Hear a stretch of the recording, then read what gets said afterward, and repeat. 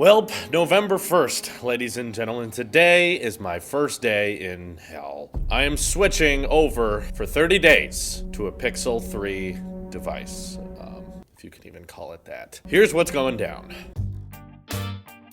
Do not be fooled, I am not switching to the Pixel 3 because I like it or because that I'm fed up with Apple for some reason. If you thought you were getting into this video because you thought the Apple sheep has abandoned Apple, no. This is a challenge that I am doing with For the Love of Tech. In case you've been living under a rock recently, he's pitched a challenge to me. This is how it goes. I use a Pixel 3 device as my daily driver with my SIM card in it for a full 30 days, and I get to keep the $900 Pixel 3 XL. That is not actually here yet. See, we made this bet a long time ago. We actually made this challenge way before the Pixel 3 came out, and then a couple weeks ago, Team Pixel actually contacted me and then offered me the free regular size Pixel 3. Now, the Pixel 3 XL, for whatever reason, is taking Google a whole month. In fact, longer than an entire month, even though Aaron pre-ordered it on launch day to get here. And in efforts to keep things current, not to mention I'm going to be married before the 3XL actually gets here, Aaron and I have agreed that it's okay to start the challenge with a regular sized Pixel 3, and then once the 3XL gets here, I'm just going to switch over to that. Slightly different device, slightly different experience, but overall still switching to a Pixel. No more iPhone in my pocket, no more Apple Watch on the wrist. I decided to go all in on this. And then after this whole challenge is over, I appear on his channel and we talk about my experience, not to mention you guys get to watch me suffer like a bug under a microscope as I constantly tell you things I'll be missing out on or things that bother me about the Pixel phone. A lot of people have been asking, Drew, you got a free Pixel from Google anyway. Why are you still going through with this challenge? Well, it's because I'm a man of my word. I heard the challenge from Aaron For the Love of Tech and I agreed to it, and I think it's going to be entertaining for you guys, not necessarily for me. This sounds like it's gonna suck for me for the next 30 days, but you guys get some interesting entertainment out of it. You get the interesting insight of what switching from a complete iOS ecosystem over to the stock Android made by Google experience is like for someone like me, so that anytime a Pixel phone comes out, if there's any of you using iPhones right now, you can look to me as a reference as to here's what things we may run into as problems, here's some things that you need to notice. So I thought today you guys could get some of my initial impressions, not under the character of Pixel Boy, of what I think of the Pixel 3 thus far. I've used it from a distance. I haven't put my SIM in it until today, but it is definitely in there. And I think that Google, what they got right was definitely making sure it feels nice in the hand. It's a very comfortable phone to use. It's not sharp like a Galaxy phone. The taptic feedback that the Pixel 3 gives off is fairly pleasant, not quite as good as an iPhone, but definitely a little bit better than many other Androids we've tested. And for the next week, you're probably going to be seeing a lot more phone reviews. Yes, because we are still doing phone reviews on the Razer Phone 2, the iPhone XR, the iPhone XS Max. Yes, we're actually going to bunch those together. The XS Max / iPhone XR review, those will kind of be one thing, and we'll look at it as this is the big changes made to the iPhone lineup in 2018. So there still are review videos coming on the way. It bothers me that even on the smaller size Pixel 3 that doesn't have a notch, the forehead is slightly bigger than the chin, and it bugs the heck out of me when I'm watching videos because it's impossible for me to not notice it. And it also annoys me that many of the apps that even are supported with Android 9 most of the time get cut off by having a black bar across the bottom so it can black out, I guess, space for the buttons. So I just feel like none of the apps I'm using truly take advantage of the Pixel 3 display, even though this feels like an older phone. This feels incredibly standard, but because they chose this odd aspect ratio, even when you're watching YouTube videos, you have to choose between 16:9 or a little bit taller. So the gestures on it are confusing to me because every time I swipe up to go to my apps, I kind of have to give that second swipe to get past multitasking, which means that to actually access my apps, I have to swipe up and keep going, activate multitasking for a second and then ignore it, and I just feel like it's clunky. And I'm also used to on Android having the multitasking button to the side, but it's not there either. But they don't put anything there anyway. So see, on an iPhone, you have the home bar at the bottom to let you know here's where you swipe up to swipe up and hold and go to multitasking, or swipe up to go home. And the rest of the content kind of goes all the way to the edge down there. On this, you have a big chunk of the display that they gray out and separate from the app you're using, and yet don't put anything there, which I find find confusing. The Pixel 3 camera is good for still images, but I'm one of the YouTubers that actually considers video performance when it comes to smartphone camera reviews, because that's half the battle. That's what a camera does, take pictures and take videos, especially on a phone. And I don't think that the video performance on the Pixel 3 is very good at all. I also think it's incredibly insane that they don't actually let you decide the frame rate that you record at if it's not 30 FPS. When I go to the video section on the Pixel 3,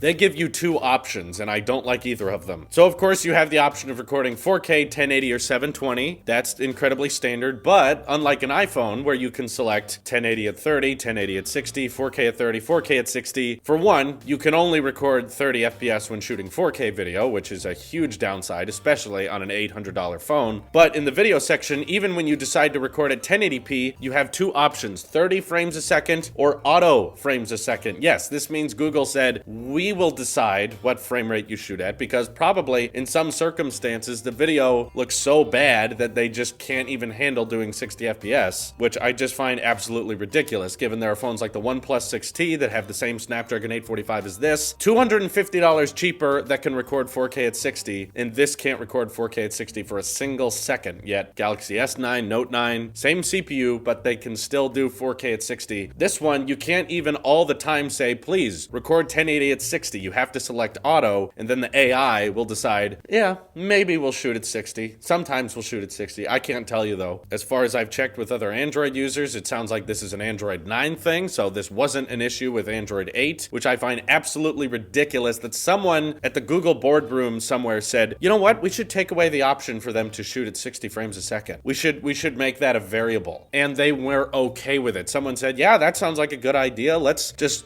go ahead and implement that. Take away more options from the user. Why not? That's just one of many, many complaints I have, especially coming from a video guy. I'm sure that it's absolutely wonderful at taking bokeh shots. I'm sure that the ultra wide lens on the front helps for fitting all of my friends into the picture. You guys have heard all of the praise from the Pixel 3, but if you couldn't tell already, I'm not terribly excited about this, but I agreed to the challenge and I'm going to follow through on it. I'm going to make it till November 30th. I'm going to hate it, but I'm gonna do it. But there's no sense being so cynical all the time, so let's get into regular YouTuber mode and introduce you to Team Pixel Boy. Well, hey, ladies and gentlemen, today the Pixel 3 30-day challenge starts, and I cannot express to you how excited I am to wrap this fanny pack around my waist, make sure I'm ready to take some awesome pictures and scrub that Pixel 3 whenever I may need to, because of all of the marks. They're not scratches, you can wash them right off. And this should be a very interesting month, and I'm very, very much looking forward to all of the benefits of switching away from an iPhone. I'm sure it's going to be absolutely wonderful. Stay tuned for more Team Pixel pictures!